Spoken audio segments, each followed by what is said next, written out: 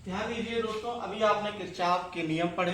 Kirchhoff का पहला नियम आवेश संरक्षण के सिद्धांत पर और किरचॉफ का दूसरा नियम ऊर्जा संरक्षण के सिद्धांत पर कार्य करता है। और किरचॉफ के दूसरे नियम की सहायता से ही हमको व्हीटस्टोन सेतु की स्थापना करनी है। ये एग्जाम में कई बार ये प्रश्न पूछा गया है, व्हीटस्टोन सेतु क्या है, इसकी स्थापना कीजिए, इसकी उत्पत्ति कीजिए या इसकी संरचना लिखिए। तो आइए समझते हैं इसकी संरचना। P, Q, R और S, इन चार प्रतिरोधों को जो आप चित्र में देख रहे हैं श्रेणी क्रम में जोड़कर A, B, C, D एक चतुर्भुज बनाया गया है। ठीक है, अब इस चतुर्भुज में आप देखिए दो विकर्ण है, पहला BD और दूसरा AC। AC विकर्ण में कुंजिका K1 और वैद्युत वाहक बल उत्पन्न करने के लिए एक सेल लगाया गया है।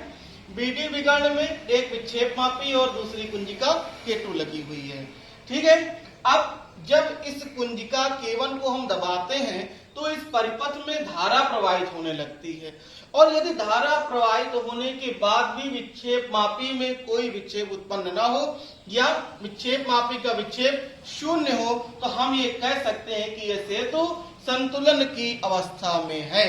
और जब व्हीटस्टोन सेतु संतुलन की अवस्था में होता है तो चतुर्भुज की ये A, B, C, D, ये जो आप चतुर्भुज देख रहे हैं, तो चतुर्भुज की दो संलग्न भुजाओं के संगत प्रतिरोधों का अनुपात शेष दो भुजाओं के प्रतिरोधों के अनुपात के बराबर होता है, अर्थात P/Q बराबर R/S।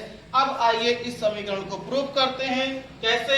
ध्यान दीजिए, जब आपने कुंजिका K1 को दबाया तो यहाँ परिपथ में धारा प्रवाहित होने लगी। अब जब धारा बिंदु A पर पहुंची तो ये दो खंडों में विभाजित हो जाती है, I1 और I2। तब यहाँ पर हम किरचॉफ का द्वितीय नियम प्रयोग करेंगे।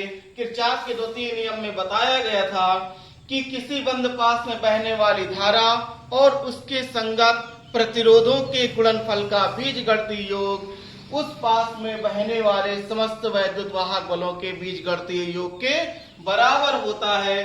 तो यहाँ पर इस खंड की हम बात करें तो धारा कौन है? I1, और I1 धारा के संगत प्रतिरोध P।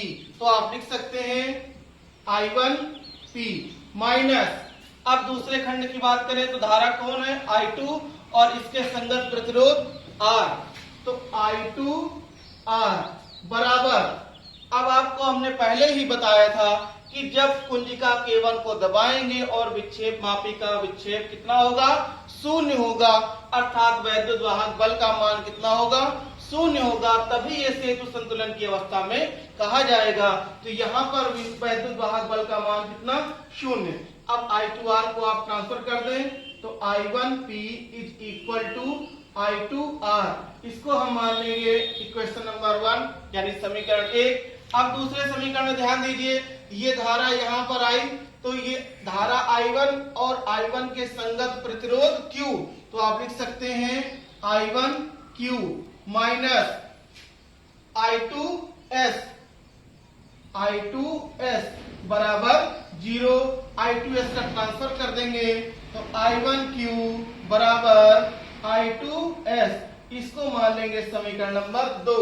अब समीकरण 1 में समीकरण 2 का हम भाग कर देंगे यदि, तो आपकी इक्वेशन बन जाएगी I1P बराबर I2R बटे I1Q is equal to I2S।